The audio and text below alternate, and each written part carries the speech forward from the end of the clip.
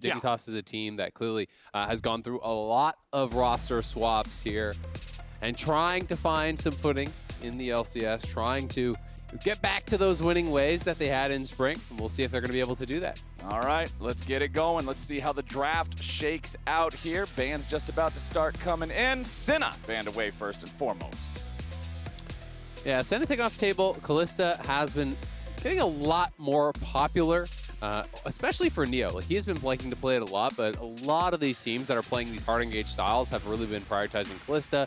So many of the 4 melee hard dive style comps, we've seen even the most extreme versions that CLG is running. Kalista pairs really well with a lot of that. Akali, another really strong champion these days. A lot of it is about kind of, especially if you have a particular player who is going to excel in this champion, I do feel that Akali is more about if you have an Akali player on your team than something that is just generically strong. You know, not every team is threatening with this, but EG is one of the ones that are, as Jizuke definitely has the mindset to go crazy on this champion, and we have seen some really good Akali games from him this split. And Xin Zhao being banned away, this is a champion that we've seen rise to pretty impressive prominence here in the LCS. Lots of picks, lots of plays, fits into a lot of different compositions and gives a lot of early threats. So not surprised to see him taken off the table. Karma, our last ban before the picks start rolling in. Yeah, 2 of the primo enchanters taken off the table here by EG. Karma, Lulu, both banned away there. Worried about the team fighting from Dig. That had really been their strength that everyone was talking about, was the 5v5, how well this team had been performing in that regard. But it hasn't been working as well. You know, ever since Saligo got changed out, Dardoch then changed out as well. This team has not really been as powerful in the 5v5s and are kind of struggling to find their style. But EG, understandably concerned about those enchanters that are just really, really strong right now. Okay, will they lock this in? Yes, they will. Okay, Diana, first pick here for Evil Geniuses. Yeah, Diana is gaining popularity, definitely, right? Yeah. We saw it come out first, I think, from Closer in the LCS. He had an incredible game and is now getting mixed in a lot more. We actually saw Cadian play it as well. Now Svenskeren bringing it out here for EG. Another true AP threat coming out of the jungle to be paired alongside that Rumble. This is one of those champions that really can allow you to play a lot of these AD solo laners that people really are liking, such as Viego. Renekton on the other side, of course, another powerful pairing that people do like to put with some of those AP junglers. And this one is likely to be the Rumble because that allows Yusui to then go towards things like Lee Sin that we've seen from him as well.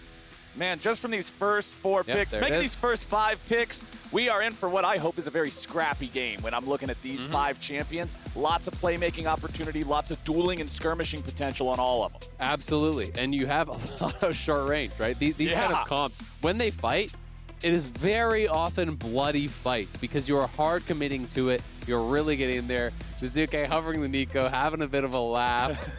Maybe knowing there's some memes about it after the previous game, but Set going to be the pick here. This could be solo lanes. This could be down to Ignar for support, who does favor this style of champion. He likes to be playing engaged. He likes to be playing scrappy in lane.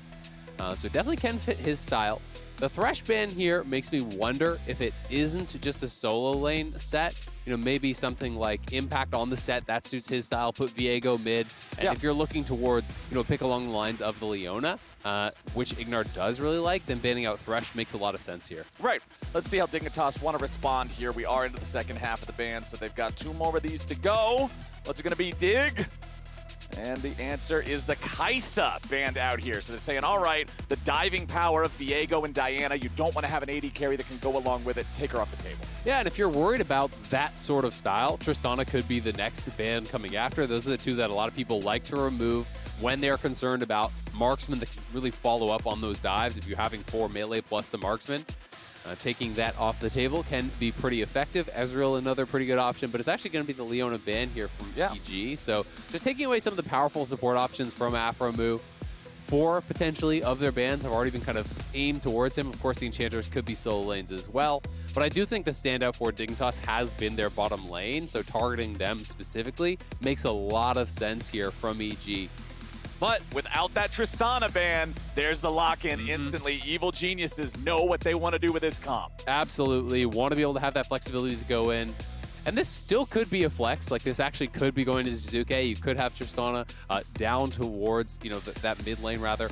The set could go down to support. So Dig, not exactly sure where everything is going. The Rise ban obviously was targeted towards Jizuke. Ezreal would be a pretty natural response as one of the remaining high prio champions here. Yep. It can't actually dive in the same way that something like a Tristana or the Kai'Sa can, but obviously you can reach backline with your Qs, with your ultimates to go over top and try to really play safely alongside some of these engaged supports that we know Aphromoo really enjoys. You know, if we were to get something like the Nautilus here, he can move from lane, he can really look to attack some of these other EG members, and Neo should be able to stay safe.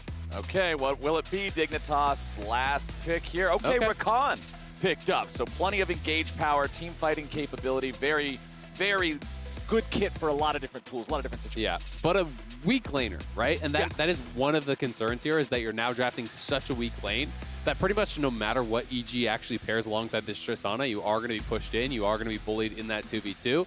But when you're grabbing Rakan, you're sacrificing some of the laning power for some incredibly powerful and reliable engage. Right. That being said, I, as a Rakan player, will be very nervous playing into a Galio. This is very likely going to be Galio support here, because when you go in, if you get taunted up, Rakan is so reliant on the mobility to actually stay safe in these fights. So one snap taunt, you get locked up, you can get burst down almost immediately there. So Afro is going to have to play really, really intelligently to avoid that. And Viego mid, it will be set top, makes sense when you're thinking about how these players do like to play the games. Yeah. Both comps, I would say, fairly similar. You know, aggressive AD solo laners, AP jungler, engage support here, and you do have, in different ways, marksmen who can kind of follow up on that dive. Yeah, and when I look at any player in competitive League of Legends, I always like to see them on champions that I think best fits them stylistically. That is more so true for certain players than other players, and for Jizuke in particular, it is incredibly true.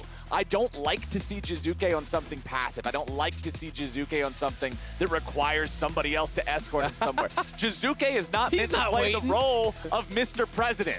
He's Mr. President who wants to do what the Secret Service is doing and just get in there and fight the bad guys. So on a champion like Viego, I think this suits him well and can let him play that wild style. Absolutely. I mean, this is a playmaking champion. This is a champion that, especially when you are playing ahead, if you can walk that line, if you can get your first reset, get the frames of immunity, while you're taking over that next body, you can start to go nuts in these fights.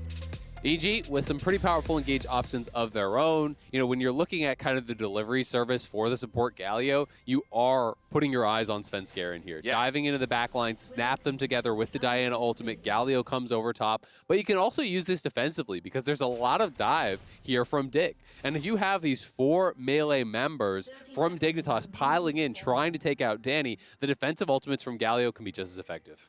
And also a quick reminder to everybody out there, if you would like to watch the LCS in Spanish, well, hey, FlyQuest has you covered with LCS in Vivo. You can catch that over there on twitch.tv/FlyQuest if you'd prefer to watch it in a different language, a slightly different take, but still have all the LCS hype. Now this game, what we got to be paying attention to is I want to see if we get anything spicy here at level 1. Again, looking at some of these champions, looking at what they could do. Probably not, but everybody's just sort of taking that line of scrimmage approach right now, fanning out, making sure that the other side isn't up to anything. Yeah, I mean, that's the real tell, is when you see them all spread out like that, you're pretty much not going to get any sort of action. Almost always, you will see people grouping up if they want to go for any sort of a warding play, if they want to go for any sort of an invade. It's obviously a little bit too risky to move in there by yourself, but EG did set up for the lane swaps here. Set very good into this Lee Sin. You know, more of an advantageous matchup there. Lee Sin can be difficult for Viego. This is one of those matchups where he can kind of reveal you in your little shroud. He can get up on top of you a lot more effectively, and Set should have a pretty good time in this matchup. I don't think that Viego is really going to enjoy laning against Renekton that much either, but to be fair, you can kind of scale into that, and it should be resulting in better matchups overall. Okay, already getting a little bit of a spicy trade down here in the bottom lane, 2v2. Aphromoo losing out on a lot of damage here, down to about 100 HP as Neo looks to take this even further. Danny also below 100 health now, as both sides are forced to back away, and honestly, the trade comes out looking pretty even.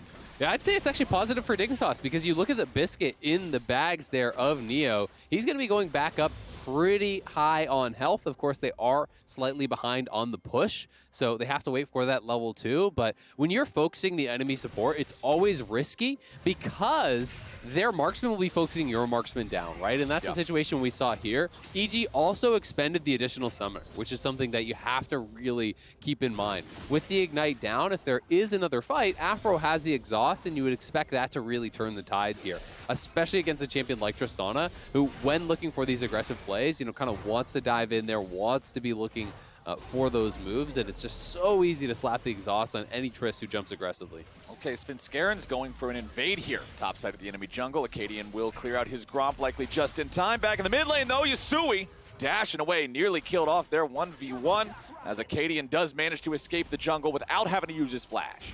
Yep, will be pushed out, though, and that is that lane prile, but exhaust down. What on earth is going on down here? Neo just got a double kill. The Dignitas bottom lane tanking all those bans. It doesn't matter. We got to see that one from the start again, though. That is so bad for EG. Not only did they get double killed, both the kills go on Ezreal, and insult to injury, you used both your flashes too. Yeah. So that is one of those situations where you've got to really be tracking the summoners, tracking the fallout on these plays. Because Neo was playing Biscuits, he had the additional sustain. I talked about Afro having the exhaust still available, so you're not really looking to scrap. It's not a fight that you should be able to win, so hopefully we will get a replay of that and see exactly what shook out. Shizuke, though, laning pretty well up on that top side, did get the early push with the Viego. Yeah. And we're going to see this one more time.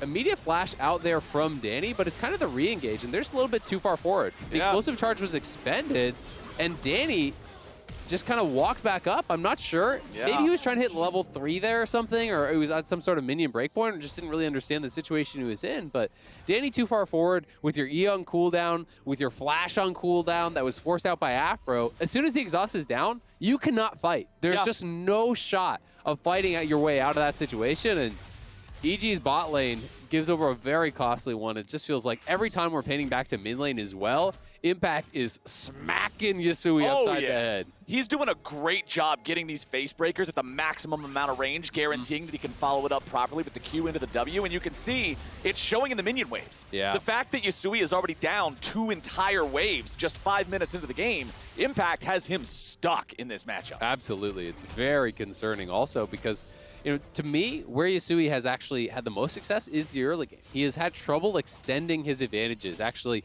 taking any sort of leads he builds in the early game and moving them around the map, really capitalizing on gold leads that he does get. We saw that on Friday. He actually did play the Lee Sin. They invested so much towards him, Rift Heralds and nonstop ganks, and he can get ahead, but he often can't really convert that. So when you see him behind early, it's going to be even more concerning, I think, for Dignitas. Well, he is on a playmaker in Lee, so we'll see maybe once he hits that level 6, if they can set something up, rotate him around somewhere else, send him down to one of these side lanes and get something going on there. But right now, it's up to Danny and Ignar to try to recover a bit of what was lost from earlier, man. Look at the items. This is just depression when you press tab. Oh, no. And it's like, how's bot lane going? Well, Tristana has a long sword, and Ezreal has Sheen Tier and the longsword. Yeah. Okay. Yeah, and it's not like he's losing out on anything, not having the potion. He's still got biscuits and everything else. So it's your AD carry versus the AD carry she tells you not to worry about, man. The Ezreal is smiling down here right about now. And Danny and Ignar are going to have to get real familiar with the sights, sounds, and smells underneath that turret because they ain't leaving it anytime soon. We can see here Jizuke has been the second one of our solo laners in this game, to use his teleport back to lane. And Dignitas will take the first Drake of the game here decently early, 6.5 minutes in, no contest. Yep. And it's even more concerning when you consider the actual lane matchup. Rakan is considered such a weak laner in general, unless you're really paired with something like the Xayah. That is kind of one of the exceptions where people look at that as maybe a lane that has a little bit more power in the 2v2. But Ezreal Rakan is not supposed to be winning 2v2s. This is a scaling lane. They won early, and this means that Neo is going to hit 2 items really, really fast. And when Ezreal is playing the game from ahead with gold, with experience, it can become so oppressive because you have so much mobility that a well-played Ezreal has the... How are you going to kill him? The kit, basically. Yeah. Not even just to kite back, but to be able to move forward and get aggressive and utilize that gold in such an effective manner.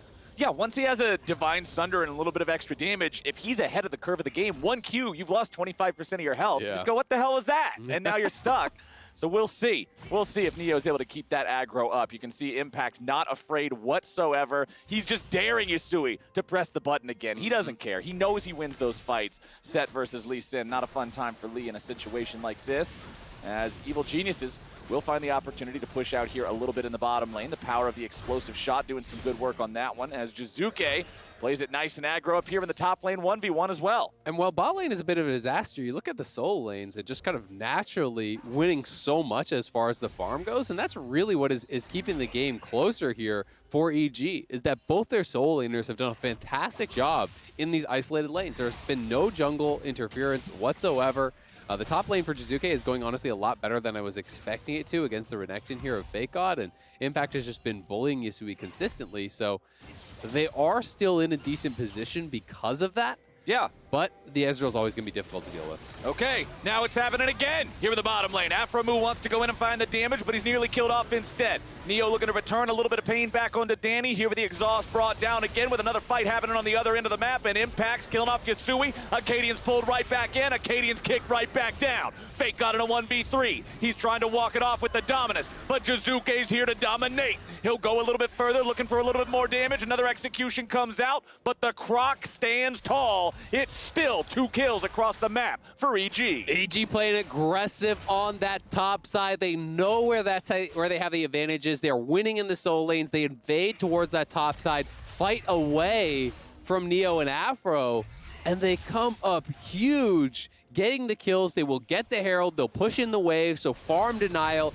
kills, gold, experience, everything going their way. They're now nearly 1,000 gold ahead. They will be 1,000 gold ahead when they actually take this plate, and they're still going to have that Herald in their back pocket, which gets more and more concerning anytime these towers are getting whittled away on. It's getting close to that one-hit range from the Herald.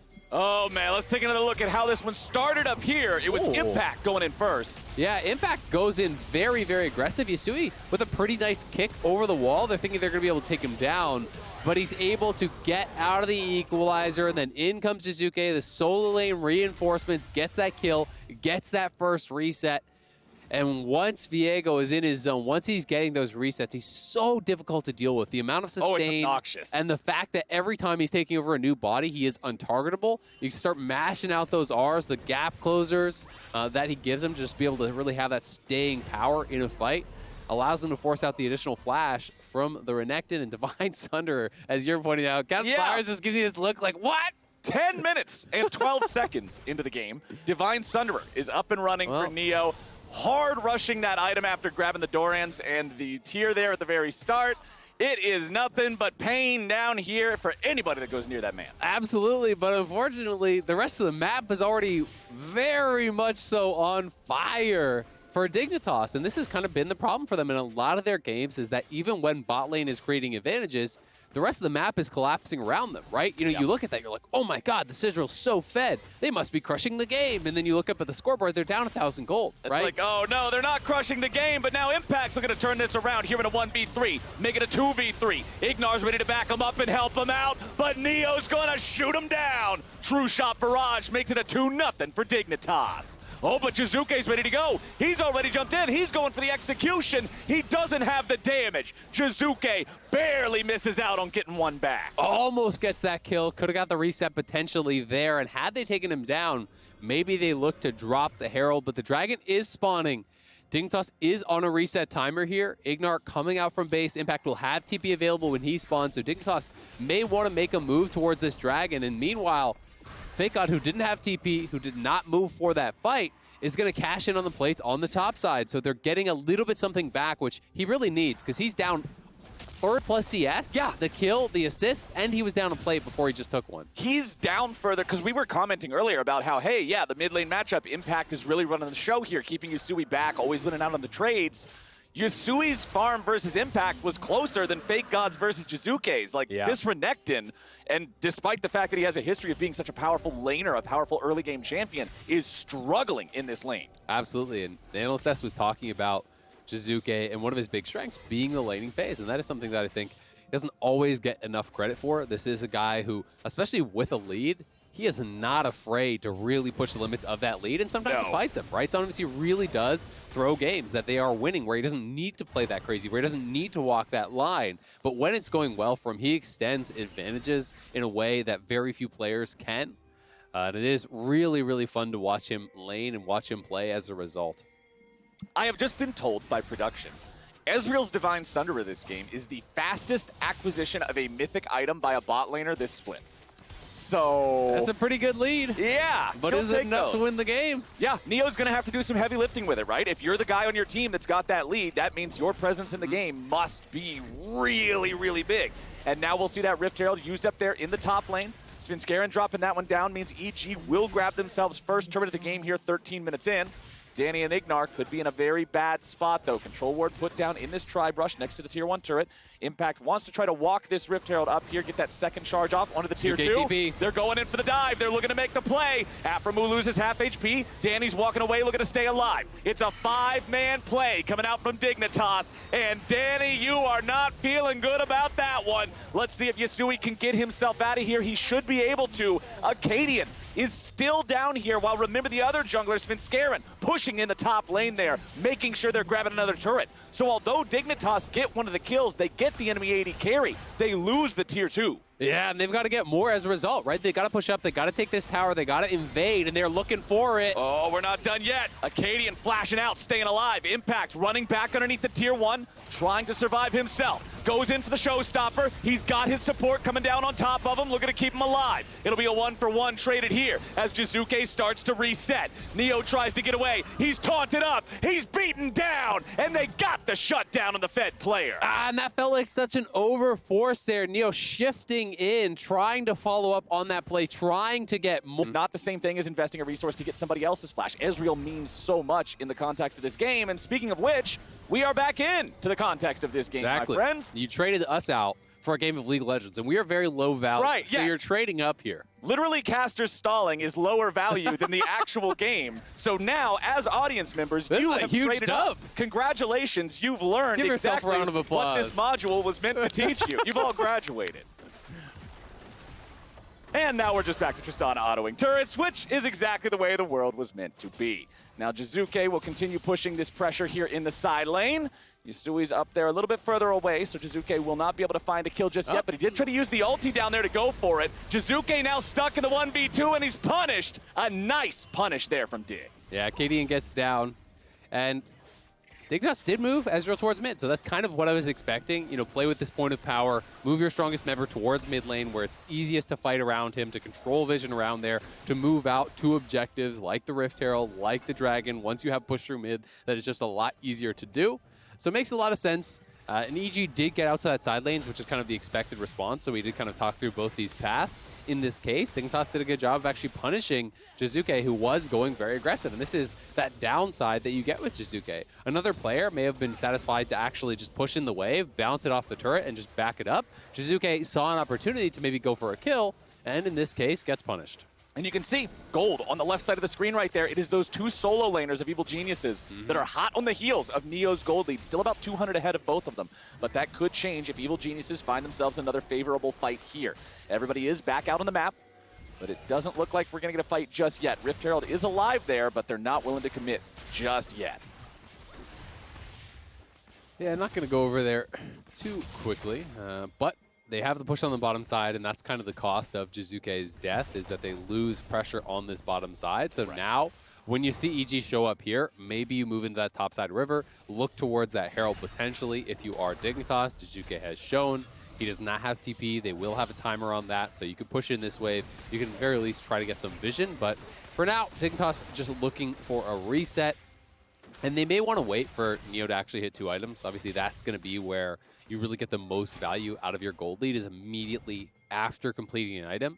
Right. Because the completed item is just worth so much more than the sum of its parts. So it almost has the tier fully stacked. He'll cash out, complete that Muramana, and really be then looking to fight, and that's probably going to be the window where Dignitas have the best shot at really making something happen in this game. And we'll wait for that window to show itself. Right now, Fake God has been assigned Jizuke duty down here in this bottom lane. He'll try to answer that as good as he can. The Dragon has spawned for the 3rd time this game. It is a Mountain Rift, a Mountain Soul, and that one is being taken by the side of Evil Geniuses. Dignitas deciding they do not want to contest. Instead, they'll just take second Rift Herald, so a trade of objectives across the map. And I think this is a pretty good trade for Dignitas because EG isn't actually going towards their 3rd Dragon or anything like that. They got an early Infernal, so they don't really have to sweat the fact that that one Dragon gets taken away.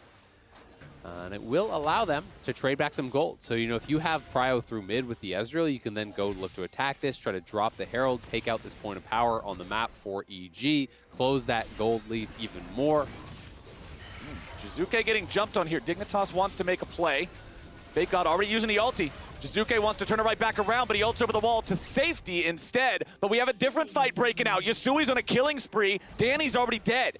Evil Geniuses need to continue their retreat now. They cannot stick around. Dignitas has more men in the area. Evil Geniuses with Impact pushing in the top lane on that split push, but now Yasui wants to go in and make some sort of a move. Yasui is way too far in. Dignitas is very far forward. Svenskeren is down. It is a 1-for-1 trade so far. Jizuke jumps right back in, but there's no more fight to be found. Evil Geniuses trade even and buy time as Impact is knocking on the door to top lane. Yeah, he's potentially going to knock down this tower. We do see the recall from Acadian. He still has the Herald, so we will be able to get back there. Dignitas at least get the turret.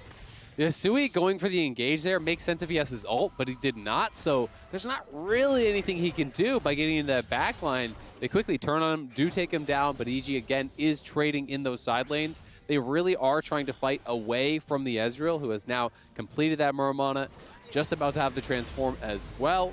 357 out of that 360. Yep. Cloth Armor tells you he's going to Frozen Heart, so his job is mostly going to be about just avoiding the Diana damage. That's going to be the key exhaust target here for Afro. That is where the magic damage comes through. With that Frozen Heart build, you can kind of deal a lot more easily with the Tristana, the Set, and the Viego.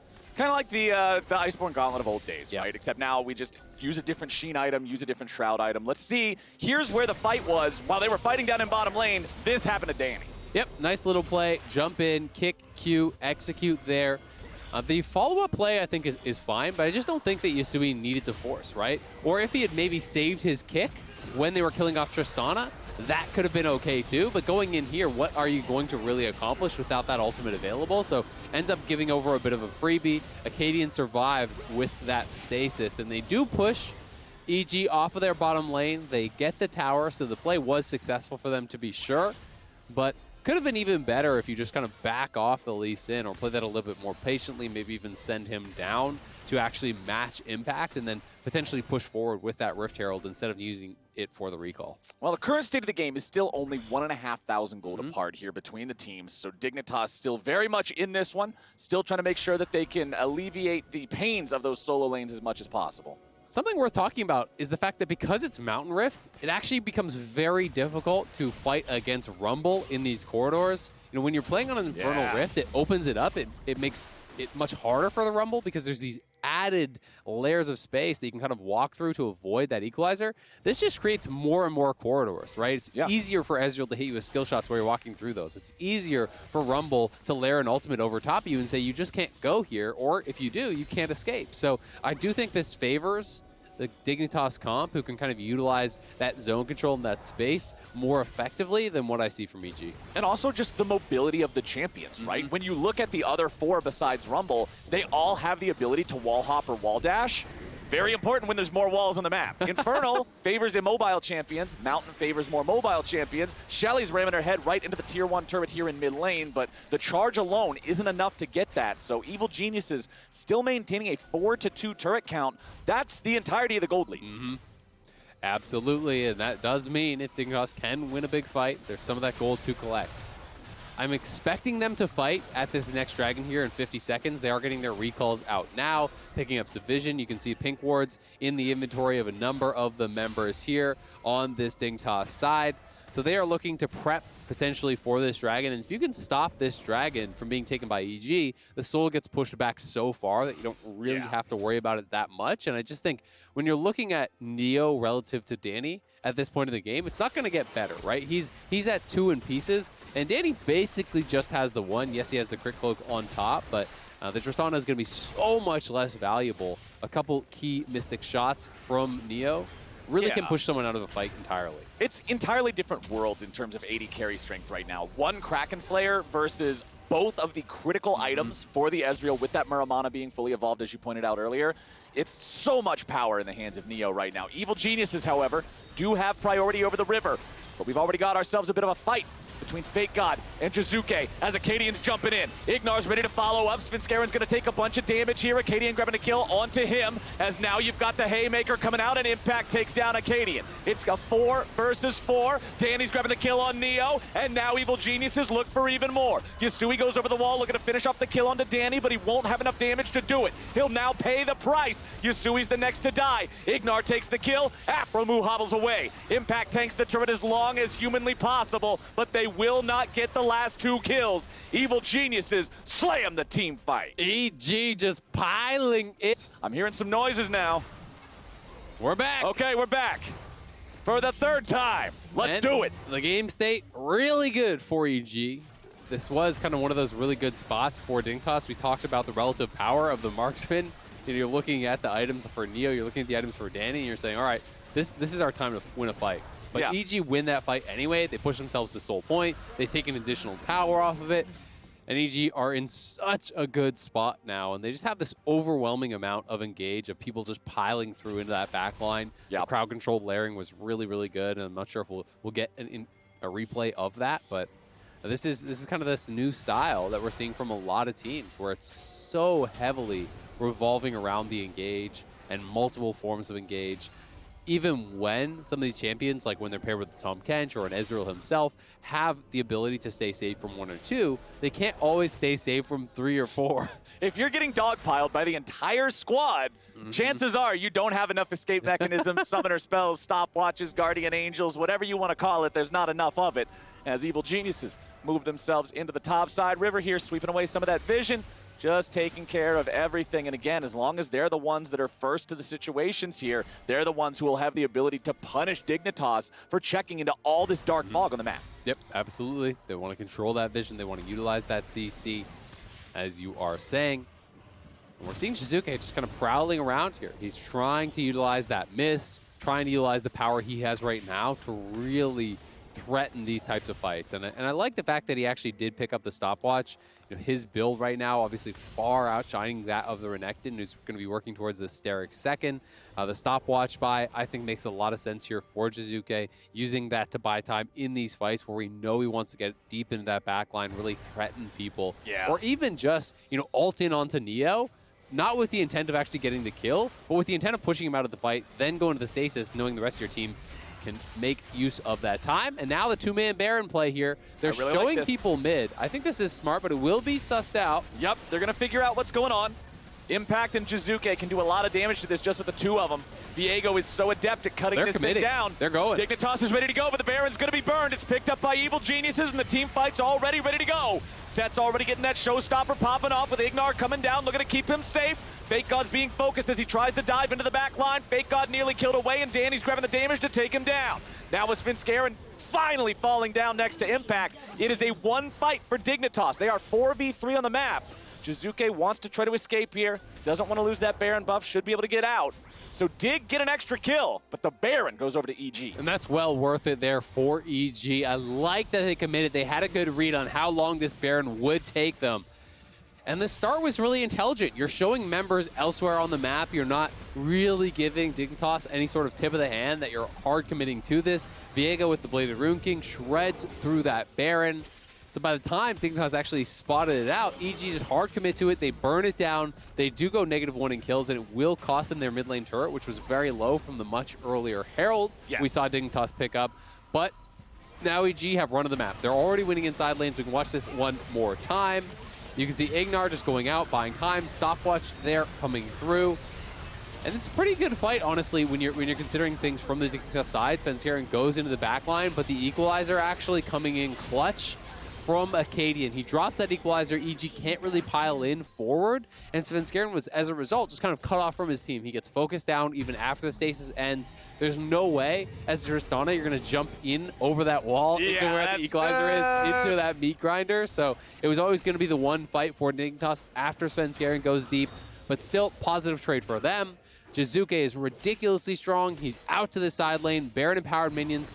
And you can see, because he doesn't have deep vision, he's playing it fairly passively. This is his little quadrant of vision right here, right? Okay. Beyond that, he doesn't really know. So he doesn't want to advance too far forward because he needs to leave himself enough time to actually retreat back once he spots someone. You know, when you are able to advance the wards, that's when you can really get aggressive with the splitting. I mean, if you can get your line of vision out to here, all of a sudden you're safe to really move up to that tier 2 and start to kind of assault that. So that is the progression that we're seeing EG looking for. That is why we have EG invading into this, so that their strong solo laner can really make use of his power. And this is something that people need to kind of learn about in solo queue as well, is if you have a winning solo laner, you got to enable him, right? If you just run up to that tier 2 and start smacking it, you're going to get picked off. If there are... It's a very fine line in solo queue between a split pusher and an inter. And that fine line is called wards. It is your vision line. That is what you need. Now let's see. Yusui looking for an angle here in the fight. Dragon up in 15. True Shot Barrage comes through, just barely hits Jizuke and no one else. Sonic Wave onto Danny. Resonating Strike could come through, but that's practically just a death sentence there for Lee Sin. Yusui continuing to throw out these Sonic Waves. Jizuke zoning Fake God out of the fight. Yasui's going in. Looking for a little bit of follow-up here as Acadian's able to bring down the equalizer. Yusui tanking up a lot, but going into the stasis to stay alive. Ignar's already used the ulti now as well, with Yusui flashing back over the wall. Fake God continues to try to drain tank and survive against Jizuke, but Impact's here to finish him off. It's 1-0 coming out from the side of EG, as Dignitas now got to be prepared for the follow-up. They'll try to walk this one off. Jizuke's still looking. Tries to go after Neo, but a good shift over the wall keeps him safe. EG heading right back towards the Drake pit. Remember, this is the soul. Lots more damage coming out of Neo here, but look at the lockdown. Look at the CC. EG, they are just burying everybody with a Dignitas nameplate. Ace for Danny. Ace for the evil geniuses. Impact goes in. It goes crazy there, catching everybody from Dignitas. They're just going to pile down mid lane here. The res timer's likely too long for them to really do much of anything. They don't have the Baron buff, but Thank God is the only one who's even close to spawning, so EG are going to look for the end. Evil geniuses making this one look quick here, running right towards those Nexus turrets. Fake God's already done. Sayonara, see you later, buddy. Buys a moment just with a stopwatch, but he will end up doing nothing but padding the stats. Evil geniuses get the win. Really nicely done there from EG, fighting it out well around that dragon again. Jizuke